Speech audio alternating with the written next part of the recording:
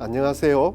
피부과 전문의와 함께하는 대한피부과학회 TV입니다. 대한피부과에서는 총 17편의 이런 방송을 진행했는데요. 이번 18번째 방송에서는 단순 포진과 대상 포진에 대해 말씀을 드릴까 합니다.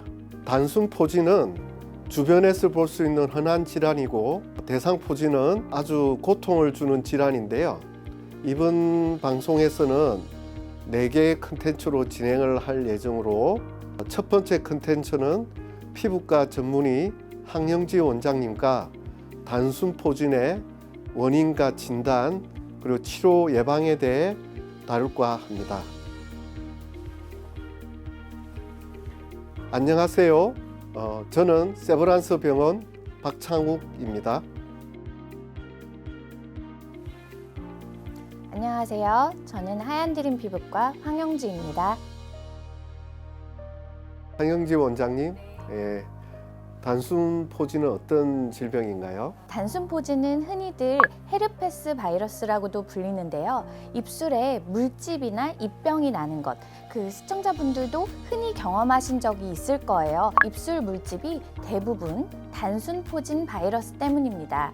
이처럼 포도송이 같이 작은 물집이 피부와 점막에 군집되어 나타나는 매우 흔한 질환인데요. 재발을 매우 잘하는 것으로 알려져 있어서 전 세계 정상 성인의 약 60에서 90%에서 감염이 확인될 정도로 매우 널리 퍼져 있는 감염 질환입니다.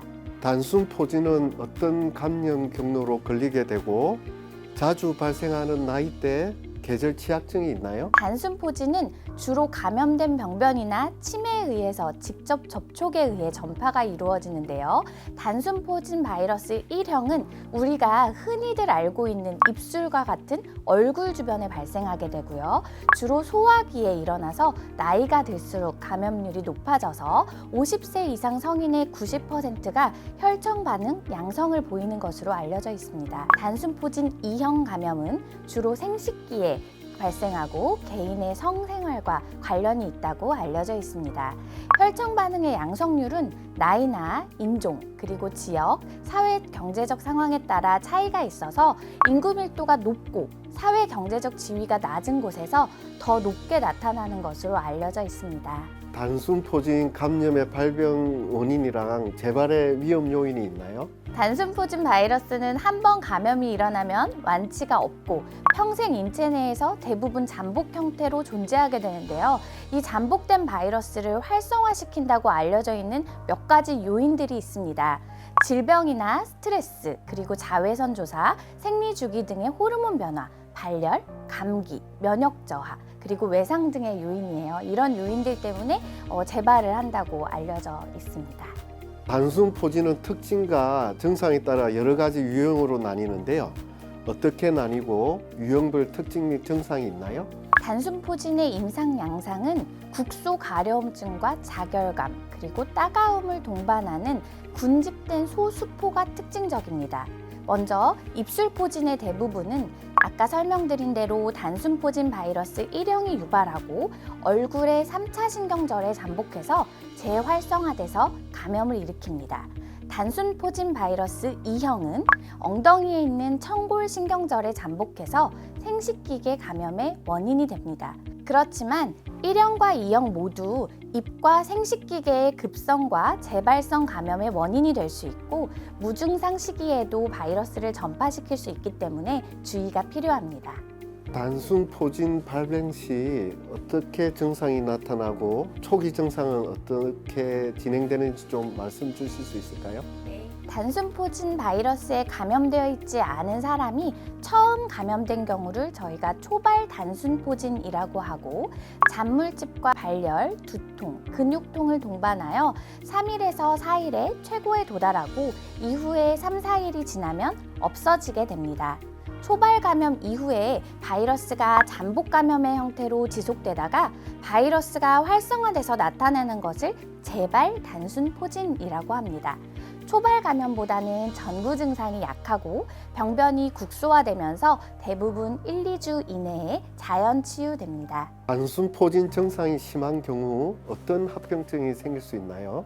입 주변이나 성기 주변에 난 물집은 대부분은 자연히 사라지게 되지만 단순 포진 바이러스가 눈이나 뇌를 침범한 경우에는 꼭 적절한 치료가 필요합니다.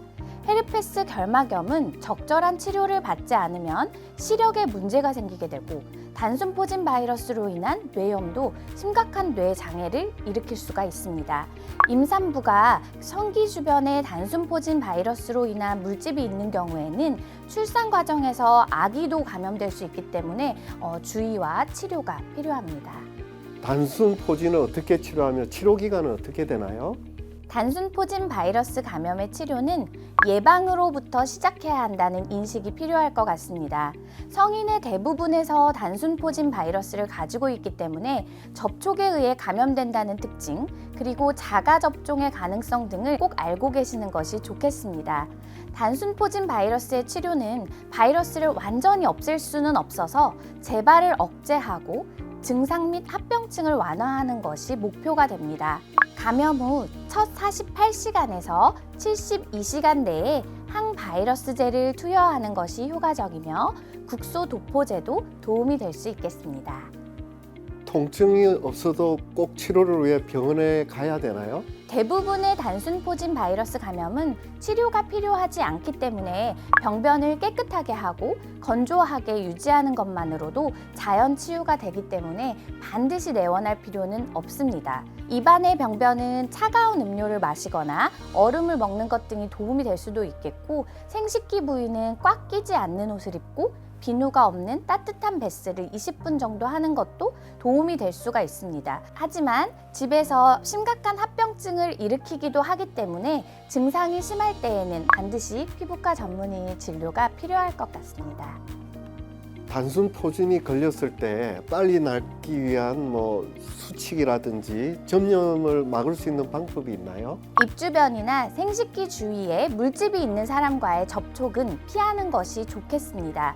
직접 접촉으로 전염이 되기 때문에 뽀뽀 등의 신체 접촉뿐만 아니라 수건이나 컵 등의 식기로도 옮길 수가 있으니까 조심하는 것이 좋겠고요. 건전한 성생활과 콘돔 등의 보호기구 또한 중요하다고 할 수 있겠습니다. 이번 편에서는 단순 포진에 대해서 알아보았는데요.